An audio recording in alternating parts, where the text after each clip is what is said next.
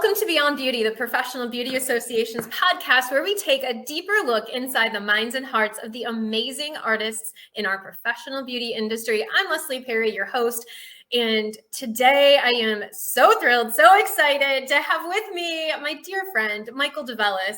Michael is the founder of the Powder Group, has a long history in beauty from the professional makeup side, and has become such a dear friend, both personally, but also a friend of PBA and the Powder Group working together for the past about 3.5 years. So I'm so excited that you made time to join us today and give us a little insight into your background and inspiration for the future.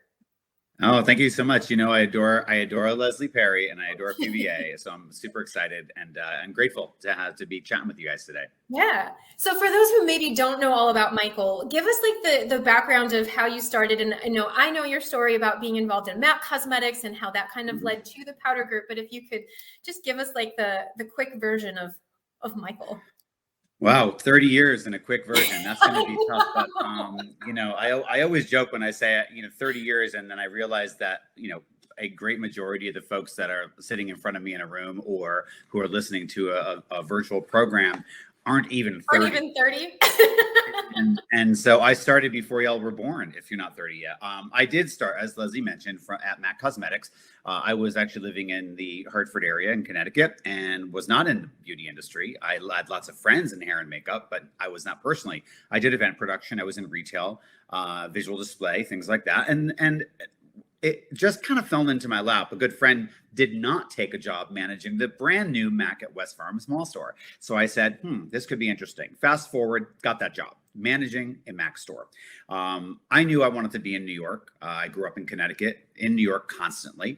And I knew that was where I would want to be. And that's where I wanted to land to really build my career. So MAC was a great opportunity in Connecticut to move into New York.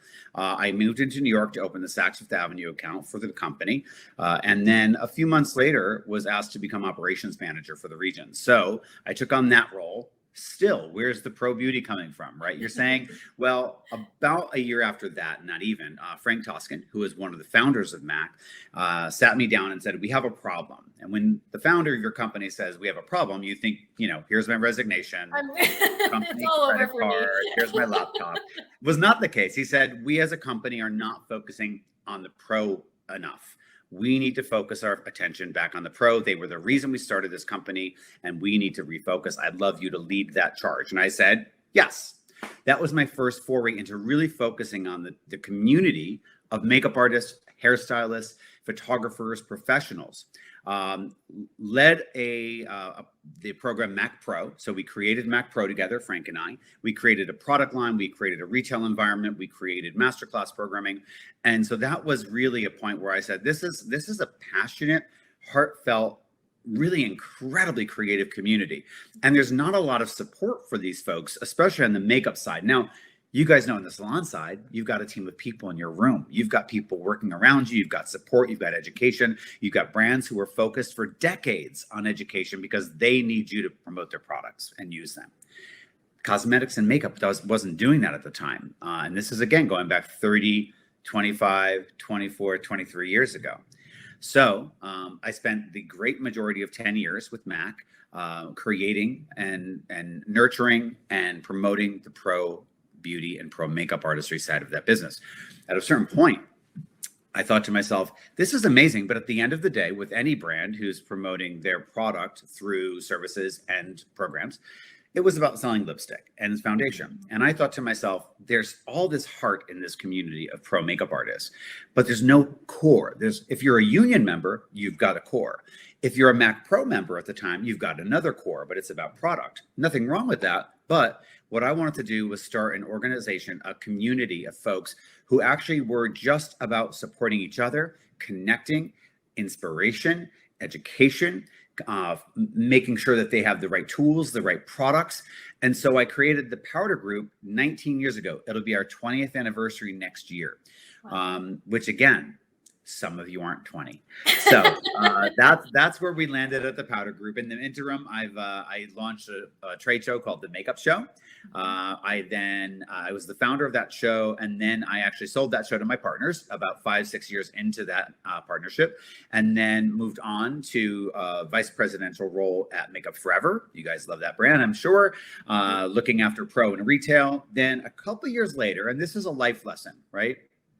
I realized I was having a great time. I was making great money, but I wasn't following my heart. I wasn't doing the stuff that I left Mac to do. And I thought to myself, if I was just going to do this anyway, why wouldn't I have just stayed with Mac? At that point, it was counterproductive for me to stay with the brand. So I left that role after 2.5 years. I then refocused all of my attention on the Powder Group. In the meantime, backing up, I launched On Makeup Magazine, a print publication that launched in 2008, also celebrating the artistry and the creativity of the professional makeup artist community. Really the only magazine in print of its type at the time. There have been brands that have had magazines like that are celebrating their product, their brand. But as far as an across the board pro makeup artistry, not TV and sci-fi and effects driven publication, On Makeup Magazine was really the one. We are still proudly publishing it today. We are putting our fall 2022 issue out in about a week and a half, actually. It'll be hitting your mailbox, Leslie. So that's exciting. And again, like I said, next year's 20 years. So we'll see what comes next. So it's been 20 years, and it's kind of your passion and has kind of fueled this almost like this passion project, the Powder Group. What keeps you motivated to keep going and doing this? Because I know, and I mean, we talk about it sometimes, like when you're not working for the brand, the money isn't always driving you at this point. No, the money is certainly not. We need money to survive. Right. We need money. And I'm proud to say that, the first, 4 or 5 years were very challenging. They ended up being, the catalyst for a program I have called 10 Words and a book I have called 10 Words. But since that time, we've always been profitable.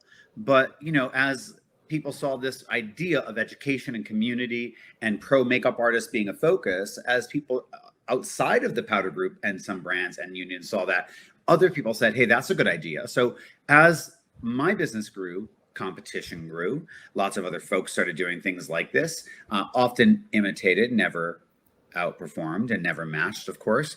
But what I realized is the thing that keeps me going is not the accolade of gratitude from an artist. It's not the brand that says you've helped make a difference in my brand, and those happen, and I'm grateful for those. But for me, it's the ability to have helped to shift an entire part of the industry from my days at Mac straight through to the Makeup Show, straight through to On Makeup Magazine, straight through to now at the Powder Group as we move forward into our 20th year. I feel very, very fortunate that my brand partners who support the Powder Group have stayed with me. They've continued to support the brand. I have some brands that have been with me since day one.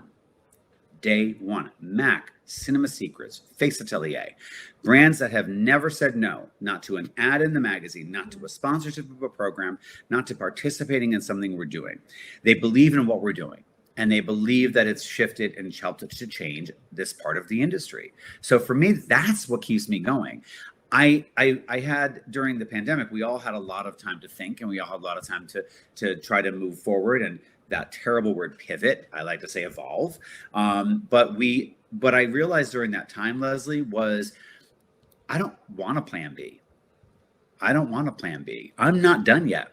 I'm not done with what I'm doing. I'm not done with the connections I can make for brands and for artists. I'm not done helping to inspire and move artists forward and keep them motivated and inspired during challenging times. So I think that's what does it for me. That idea of continuing to help to shape an industry, continuing to help to inspire and connect an industry. I love, one of the things that I love the most about the Powder Group is really that it is a community, and it really shined through during the pandemic because you immediately went into how do we help mode? How do we continue to bring people together when now we can't physically get together? And now we're getting back together in real life again. But I think the Powder Group really for many was like a lifeline. I would say. I will say, and it's not me patting myself on the back. Thank you for patting me on the back and the company on the back. But we did have a lot of people who said, and this goes throughout the pandemic and beyond. I don't know what I would have done without the Powder Group continuing to be there for us. Would it have been easier for me? Would I have been financially fine to just shut everything down and say, this isn't who we are? We're going to take a pause like a lot of businesses did. We're going to take some PPP. We're going to hang out, maybe sit by the pool a little bit more often, maybe read more books, learn how to bake. But I didn't do that. And I immediately turned to virtual. We immediately brought in not only the level of artists that we had already been producing programming with, but a level that we have never been able to touch because it's so hard for them to commit to time. So we were able to bring some of the top names in our industry, the biggest makeup artists in TV, film, editorial, celebrity. We were able to bring those to our audience and to help not only keep those artists doing something productive, but also they were excited to be able to help inspire and keep a community of artists who they know as professional makeup artists how hard this job is, how difficult this career can be. So for them, I got so many lovely notes from these great artists who were like, I'm so glad we finally had the time to do something together. Pandemic be damned, but that was what gave us that opportunity. So yes, it was a really important time for me. We've always been about support. One of the things that I'd say when we're talking about our TPG Pro membership program at a trade show and talking to someone who doesn't know about it, I always say, you know, the difference between our community, which is very similar to PBA and other communities, is that we want each other to succeed, just like your PBA audience, right? Your PBA community wants each other's success as much as they want their own. And the Powder Group's TPG Pro community is the same. No, I love that. And I remember still, maybe you still remember 3.5 years ago when I reached out and said, hey, do you want to partner with PBA? And, thinking he's never going to respond. Yes, please. This is like so like pie in the sky because as a licensed esthetician and makeup artist, I had been to the makeup show. I knew of the Powder Group and I just thought this would be such a great partnership, but how to, I'm glad that you eventually saw with me that together, we believe at PBA together we're better. And it sounds cliche sometimes, but truly the things that we can accomplish when we work together, it makes the industry better as a whole. Absolutely. No doubt. So it's been 30 plus years. What do you say? What advice do you have for younger Michael?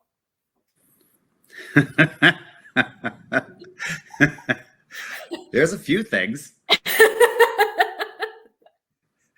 The ones I can share, I'll be honest with you. I think the one piece of advice, or the observation maybe, which then leads to advice, would be, you might live longer than you thought you were going to, ...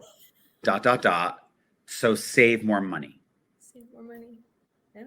I lived a very exciting life when I was with Mac. Before Mac, I traveled the world. There were countries I'd been to before I was 20 years old that I could never have imagined I would have gone to in my life.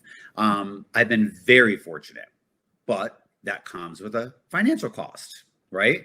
And so I think that had I thought more about it as I was younger, I would have saved more then and spent less.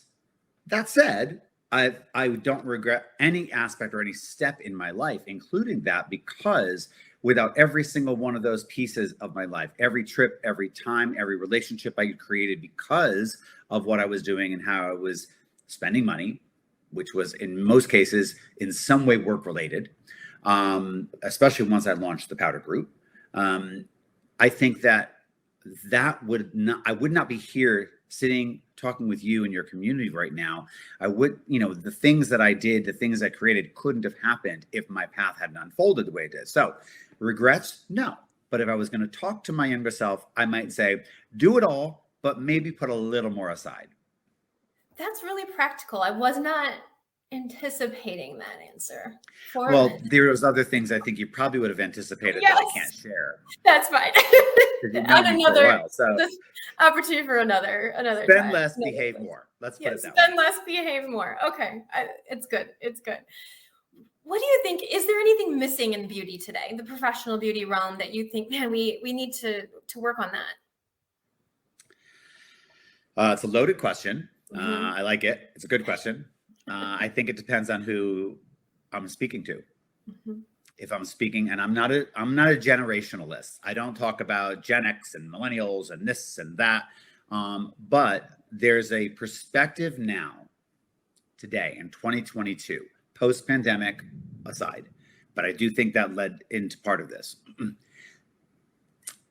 that you don't need to invest as much in yourself, that the industry or your clients or your boss owe you, that you're working hard enough. There's a perspective that I'm working hard enough, that I deserve more, and that I shouldn't have to invest in travel for education, in community. There's a lot more people I've found in the last few years, and I think even more so coming out of the pandemic, who are sort of in this, not all for one and one for all, me first, because everyone's struggled. Everyone has had a hard time. And so now that we're getting back to it, I think a lot of people's perspective is, I'm pushing, I'm working, I'm moving forward, I'm on a roll. I can't take time for myself. I can't take a break to go to a trade event or a PBA event or the Powder Groups program.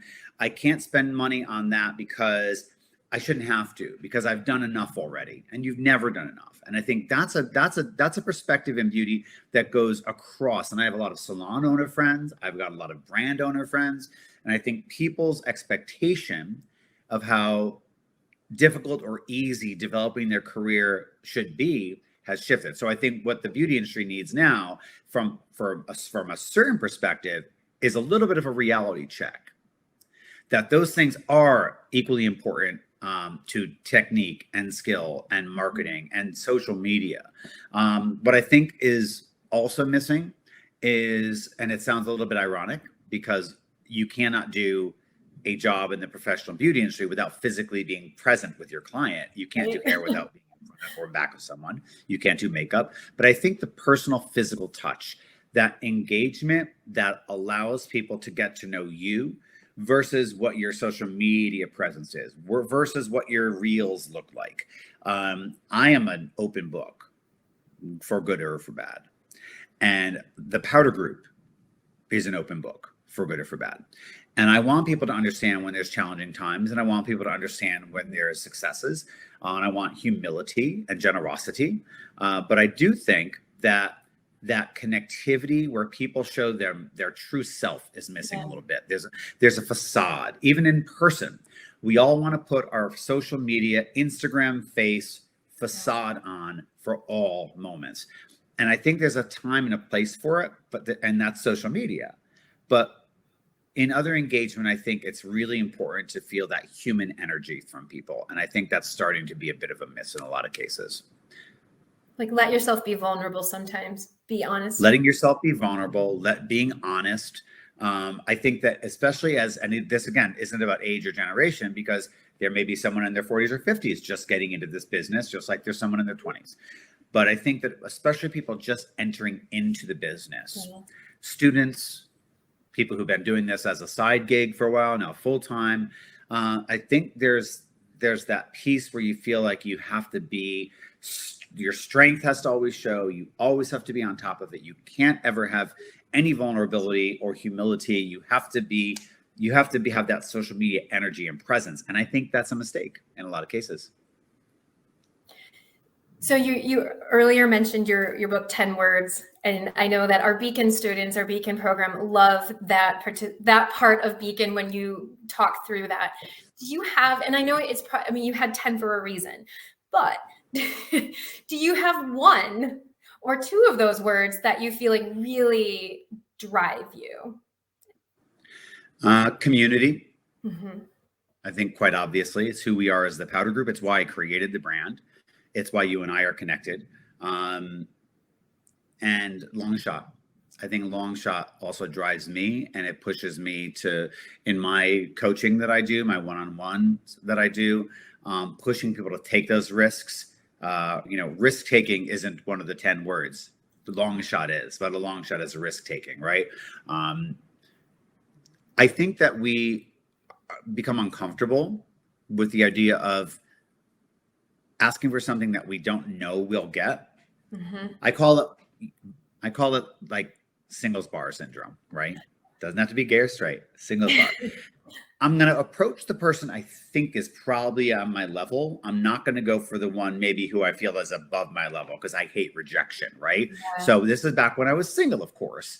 I'm going to see a really good looking guy and go, out of my league. I don't want to be rejected, so I'm not going to say hello. Guy on my level, okay, we're connecting. That's more acceptable because I know that feels like it's okay. I'm going to make that happen. I feel like it's the same thing with going for the client that you want. I feel like it's the same thing for asking a brand for partnership in my case. I think it's the same thing for you when you're creating education at PBA.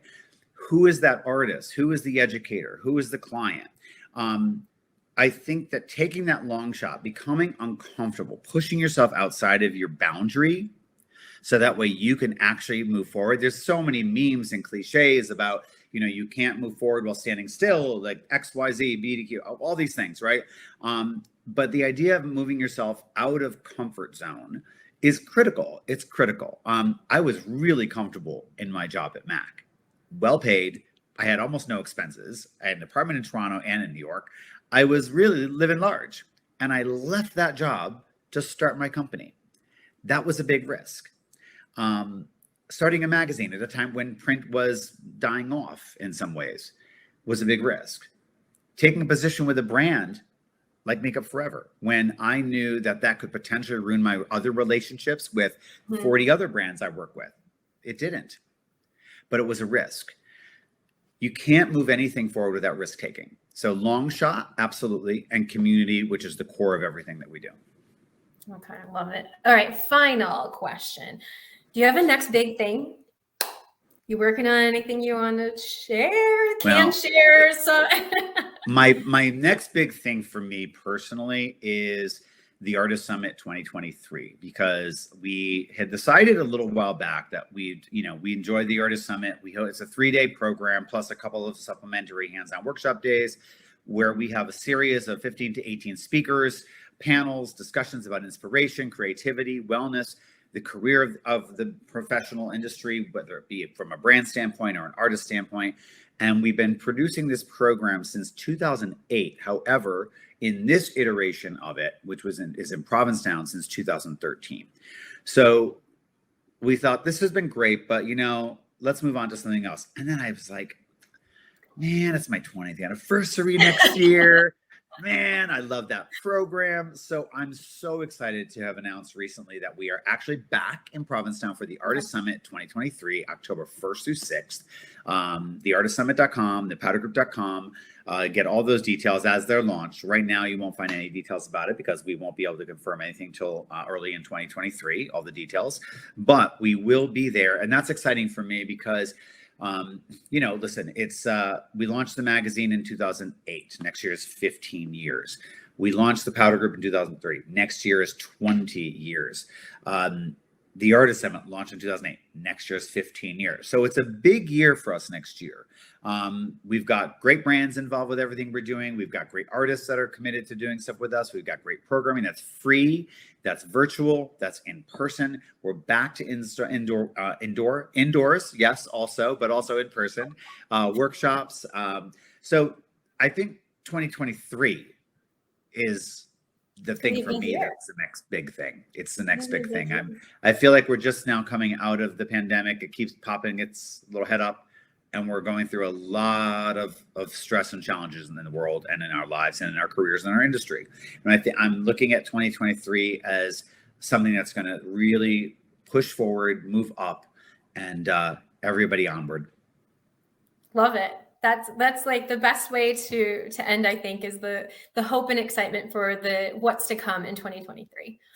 Me And too. we'll be there with Absolutely. you. PBA, Powder Group, you're stuck with me. You're stuck with us. You've got the dates. You've got the dates. Yes, I do. I October have them in 1st through advance. 6th. I do have them in advance. I No don't want to hear reason any for me not excuses. to. I'm giving you 1 year's notice. True.